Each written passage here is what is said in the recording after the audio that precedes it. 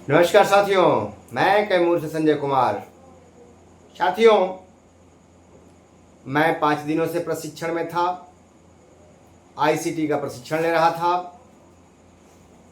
FLN वाला जो चल रहा है उसका प्रशिक्षण ले रहा था बच्चों के विकास के लिए। बच्चों के लिए तरकीबें सिखाई जा रही थी, कैसे हम बच्चों को प्रभावित करेंगे। मुझे इस बात का आश्चर्य है कि मैं 6 महीने से शिक्षक भाइयों को जागृत कर रहा हूं, जानकारियां दे रहा हूं, लेकिन अफसोस है कि वो समझ क्यों नहीं पा रहे हैं। आप मोबाइल चलाते हैं, बहुत सारी चीजें उस पर है, बहुत सारी चीजें उस पर हैं। उसको सर्च तो कीजिए। कोई चीज आता है तो उसके बारे में सर्च कीजिए कि क्या सच्चाई है इसमें। जैसे एक पत्र वायरल हो रहा है जबरदस्त कि विधान परिषद शिक्षा समिति ने अनुशंसा की है कि अब निरंतरता से लेके और भी चीजें हैं जो विशिष्ट शिक्षकों को देने की अनुशंसा की गई है। ठीक है, लेकिन विधान परिषद की समिति ने जो अनुशंसा किया है, ये समझिए कि क्या सरकार उसे मानने के लिए बाध्य है? क्या समिति जो अनुशंसा करती है सरकार उसको लागू कर देती है? ऐसा नहीं है दोस्तों, क्योंकि चुनावी समय है और चुनावी समय में ऐसी चीजें चलती रहती हैं। अब हमारे विधान परिषद में एमएलसी महोदय लोग हैं, तो वो लोग तो प्रयास करेंगे ही ना कि देखिए आप लोगों के लिए मैं लड़ रहा हूं, हम एमएलसी लोग लड़ रहे हैं, अनुशंसा भी कर दी समिति, लेकिन क्या करें, ये सरकार के हाथ में है। तो दोस्तों, ये सब गफलत में डालना है। अगर सरकार दे देती है तो इतना देर किस बात की? समिति अनुशंसा कर दी, सरकार घोषणा कर दे कि विशिष्ट शिक्षकों को सारा कुछ दे दिया गया। वो तो घोषणा कर दे, एक लेटर निकाल दे, हो जाएगा।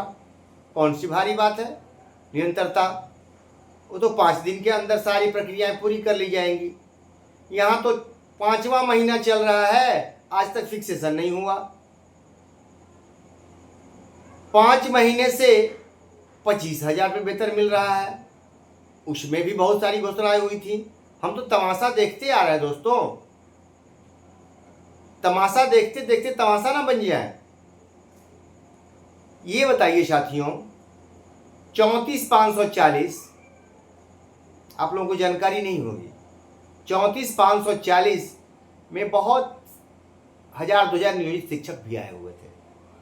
उन्होंने केस लड़ा निरंतरता के लिए भी, सुप्रीम कोर्ट तक गए, नहीं सुनवाई हुई, हार गए लोग, नहीं मिला निरंतरता। स्पष्ट कहना था कि वो नया कैडर है इसलिए नहीं। तो मान लीजिए न्यायालय नहीं दिया, लेकिन सरकार के बस में है, सरकार के बस में है कि वो कुछ भी दे सकती है। ठीक है, नया कानून बना दे, कई कानूनों को किनारे कर दे, लेकिन क्या सरकार देने के लिए ही इतना तामझाम की? जब निरंतरता देना ही था तो इस पे तो मंथन कीजिए। जब निरंतरता सरकार को देना था, सरकार हम लोगों के लिए परेशान थी कि इन शिक्षकों को बहुत कुछ देना है, तो फिर 5200 का स्केल क्यों छीन ली सरकार? 5200 से ऊपर 9300 होता है, 25,000 नहीं होता है। स्केल से राज्यकर्मी का जो स्केल है उसके नीचे आता है फिक्स स्केल। तो 5200 के बाद 9300 आता है, आगे न बढ़ते हैं। जैसे हम 15 में 11,000 या 5,000 या 10,000 जो भी वेतन था, उससे आगे बढ़ के हम लोग को 5200 का स्केल मिला, यानी उससे बेटर मिला।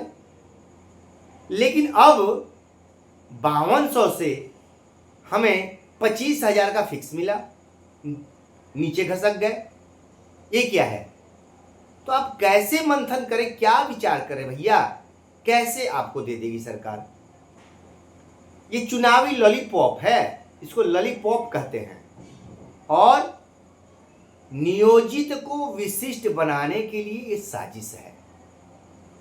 कई जगहों से फोन आए, भैया कहने लगे रे अब तो सरकार दे दी, आदेश हो गया। अरे भैया थोड़ा सा पढ़े लिखे समाज है आप लोग, कैसी बातें करते हैं? आदेश है, अनुशंसा और आदेश में अंतर होता है। विधान परिषद को आदेश देने का पावर नहीं है कि आदेश देगी और उसका अनुपालन करे, ठीक है, समझिए। तो आप निरंतरता देने पर कई पेच फंस रहे हैं दोस्तों। निरंतरता जब देगी सरकार तो कई तरह के पेच हैं। क्या निरंतरता में पूर्व का वेतन, प्रमोशन, प्लस आप कल को लड़ेंगे 5200 के स्केल के लिए भी, तो क्या सरकार इसी के लिए दी है? सब इसी के लिए इतना तामझाम की? तो समझिए इन चीजों को। मूल मकसद है, सरकार को ये आभास हो गया है कि अब नियोजित जितने बच गए हैं विशिष्ट नहीं बनेंगे, तो नियोजित भाइयों के विश्वास को तोड़ने के लिए ऐसी साजिश रची गई है। अनुशंसा आदेश नहीं होता है, ठीक है। आप इसका जानकारी लीजिए, गूगल पे सर्च कर लीजिए ना भैया, क्या क्या पावर होते हैं, क्या क्या चीजें हैं, जानकारी किताबें हैं, उसको पढ़िए ना, समझ में आ जाएगा। मेरी बातों को समझिए। ये सिर्फ इसके लिए कि नियोजित में खलबली मचे और कुछ लोग परीक्षा दे दे और आ जाए कुछ। तो जिनको जाना है चले जाइए। बात समझ रहे मेरी? मैं स्पष्ट कहता हूं। आप इतने कंफ्यूज क्यों हैं? 6 महीने में आपको इतनी जानकारी दिया, फिर भी आप प्रश्न पूछते हैं। हम आपसे जानकारी लेना चाहते हैं कि अब कोई भाई हमको समझाए। ग्रुप में मधुबनी से मिश्रा जी हैं, इतनी अच्छी बातें लिख देते, समझाते हैं, अध्ययन करते हैं, बेचारे लगे रहते हैं। अंजलि जी हैं, वो लगी रहती हैं। अजीत मुंगेर जी लगे रहते हैं। ग्रुप में हमारे प्रदीप भाई मधुबनी के हैं, उनका भी आते रहता है। कई लोग अपना शेयर करते हैं। अन्य ग्रुप के भी मठाधीश लोग हैं, वो भी कुछ शेयर करते रहते हैं, अपनी जानकारियां साझा करते हैं, आपको मजबूत बनाते हैं। दिन रात हमारे साथी लगे हुए हैं, मैं दिन रात आज भी लगा हुआ हूं। फिर कैसे आप परेशान हो जाते हैं? आपके लिए सरकार परेशान नहीं है, आपको फायदा देने के लिए। आपको जो दी है उसको काटने के लिए तैयारी है। फिर भी नहीं समझे, जाइए, कूद जाइए, कोई दिक्कत नहीं है। आपको फायदा लग रहा है, आप चले जाइए। लेकिन जो साथी समझ चुके हैं वो हिलने वाले नहीं हैं। ऐसे 1-8% लोग हैं जो अब भी कंफ्यूज हैं और आजीवन कंफ्यूज रहेंगे। आप बच्चों को क्या सिखाएंगे? बच्चों को कैसे संतुष्ट करेंगे? मेरी बातों का बुरा नहीं मानिएगा, थोड़ा सा कड़वा मैं बोल देता हूं कि भैया मेरे, थोड़ा सा धैर्य रखिए, थोड़ी जानकारी लीजिए, थोड़ी जानकारी दीजिए, ठीक है। और एकदम घबराइए नहीं साथियों, ये लॉलीपॉप है, लॉलीपॉप। नियोजित को विशिष्ट बनाने की साजिश।